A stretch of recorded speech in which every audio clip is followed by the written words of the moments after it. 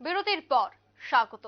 একদিকে লোকসভাকে একেবারে পাখির চোখ করে কংগ্রেসের ভারত জোড়ো ন্যায়যাত্রা, যদিও একেবারে সময়ের আগেই শেষ করে নেওয়া হচ্ছে ভারত জোড়ো ন্যায়যাত্রা, কিন্তু ইতিমধ্যেই খবর সেই ন্যায়যাত্রা প্রবেশ করার আগেই মহারাষ্ট্রে এক প্রকার অস্বস্তিতে রয়েছে জাতীয় কংগ্রেস।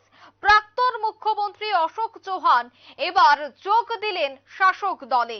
আসন্ন লোকসভা ভোটে তাকে প্রার্থী করতে পারে বিজেপি, সে বিষয় নিয়ে আমি বিস্তারিত জানবো। টেলিফোন লাইনে রয়েছে নিউজ ভ্যানগার্ড প্রতিনিধি সুপ্রীতি মুখার্জি। সুপ্রীতি, ইতিমধ্যেই ন্যায় যাত্রাকে একেবারে সংক্ষিপ্ত করে নেওয়া হয়েছে।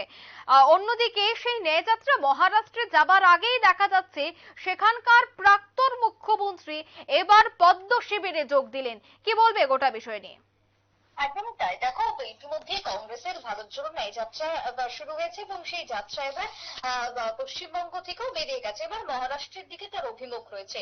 ঠিক সেই মুহূর্তে দাঁড়িয়ে মহারাষ্ট্রের প্রবেশের আগেই, যেমনটা তুমি বলছিলে, একেবারে বড়সড় ধাক্কা কংগ্রেসের মধ্যে। সেই জায়গাতে মহারাষ্ট্রের যিনি প্রাক্তন মুখ্যমন্ত্রী অশোক চৌহান, তিনি এবার কংগ্রেস ত্যাগ করলেন এবং বিজেপিতে যোগদান করলেন। এই ঘটনার পর কার্যত রাজনৈতিক মহল এবং কংগ্রেসের একটা অংশে বড় একটা চাপ তৈরি হচ্ছে বলেই মনে করছেন। কারণ মহারাষ্ট্রের প্রাক্তন মুখ্যমন্ত্রী অশোক চৌহান এবার তিনি কংগ্রেস ছেড়ে বিজেপিতে যোগদান করলেন। মহারাষ্ট্রে কংগ্রেসের অন্যতম মুখ ছিলেন এই অশোক চৌহান বলে রাজনৈতিক মহল জেনে থাকে। সেই দিক থেকে দাঁড়িয়ে তাকে এদিন বিজেপিতে স্বাগত জানিয়েও নিয়েছেন মহারাষ্ট্রের উপমুখ্যমন্ত্রী দেবেন্দ্র ফডনবিস।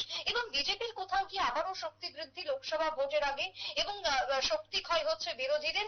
কংগ্রেসের ক্ষেত্রে একের পর এক যে সমস্ত বিধায়ক মন্ত্রীরা রয়েছেন তারা কিন্তু যোগ দিচ্ছেন দেখো বিজেপির পতাকা তলে, যার একেবারে প্রকৃষ্ট জলজান্ত উদাহরণ আমরা বিহারের ক্ষেত্রে দেখতে পাচ্ছি। বিহারের রাজনীতি যেখানে একেবারে নাটকীয় পরিবর্তন চলছে, ঠিক সেই সূত্র ধরেই বলতে হয় যে দেখো মহারাষ্ট্র এবার সেই ছবি ধরা পড়লো, যেখানে সত্যির খবর রাজ্যসভার নির্বাচনের জন্য অশোক চৌহানকে প্রার্থী করতে পারে বিজেপি। কারণ ইতিমধ্যে রাজ্যসভার নির্বাচনের জন্য প্রত্যেকটা রাজ্যই রাজ্যসভার প্রার্থী ঘোষণা করে দিয়েছে।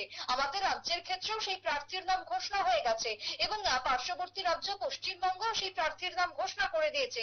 সমস্ত রাজ্য কিন্তু ইতিমধ্যে রাজ্যসভাকে লক্ষ্য রেখে তাদের প্রার্থীদের নামের তালিকা প্রকাশ করছে।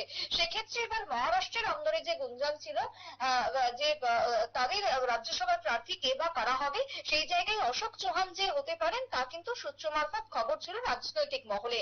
তবে এবার প্রাক্তন মুখ্যমন্ত্রী অশোক চৌহান আগেই জানিয়েছিলেন যে আগামী কয়েকদিনে তার রাজনৈতিক কেরিয়ারের নতুন দিক আসবে। এই যে একটা ইঙ্গিত তিনি দিয়েছিলেন, সেই ইঙ্গিতকে কেন্দ্র করে কিন্তু মনে করা হচ্ছিল যে তিনি হয়তো কিছু একটা ঘোষণা দেবেন। ঠিক সেটাই হলো। দেখো, তিনি বিজেপিতে যোগদান করলেন, নতুন তার পথ চলা শুরু হলো। রাজনৈতিক মহল মনে করছে মহারাষ্ট্রে কংগ্রেস এরপরে বড় সড় ধাক্কা খেলো। চলতি বছরেই মহারাষ্ট্রের বিধানসভা নির্বাচন হয়ে গেছে এবং তার আগে তোমার দেখো লোকসভা নির্বাচন, দুঃখিত, চলতি বছরে রয়েছে বিধানসভা নির্বাচন মহারাষ্ট্রে এবং তার সঙ্গে লোকসভা রয়েছে। তবে এর আগে কংগ্রেস নেতা তোমার মিলিন্দ দেওরা কংগ্রেস ছেড়ে একনাথ সিন্ডের শিবসেনাতে যোগদান করেছেন। দলের আরেক প্রবীণ নেতা বাবা সিদ্দিকিও কংগ্রেস ছেড়ে অজিত পাওয়ারের এনসিপিতে গিয়ে নাম লিখিয়েছেন। এবং সেদিক থেকে দাঁড়িয়ে এবার অশোক চৌহান, যার নাম নিয়ে একটা ইঙ্গিত বইছিল রাজনৈতিক মহলে, সেই অশোক চৌহান এবার কংগ্রেসের হাত ছাড়লো এবং কংগ্রেসের হাত ছেড়ে কোথায় বিজেপিতে গিয়ে যোগদান করলো। সেই ছবিও কিন্তু একেবারে বড়সড় ভাবে তিনি নিজেই পোস্ট করেছেন এবং তার রাজনৈতিক ভাবে তিনি নতুন ভাবে কেরিয়ার শুরু করলেন বলেও অশোক চৌহান প্রাক্তন মুখ্যমন্ত্রী মহারাষ্ট্রের তিনি জানিয়েছেন।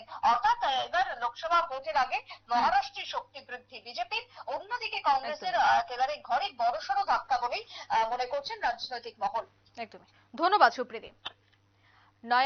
ভারত জোড়ো ন্যায় যাত্রার আগেই আবারও কংগ্রেসের বড় ধাক্কা। মহারাষ্ট্রে প্রাক্তন মুখ্যমন্ত্রী এবার শাসক দলে অর্থাৎ বিজেপির পতাকা তলে যোগদান করেছেন এবং সেই পোস্ট তিনি স্বয়ং ওনার এক্স হ্যান্ডেলে তুলে ধরেছেন।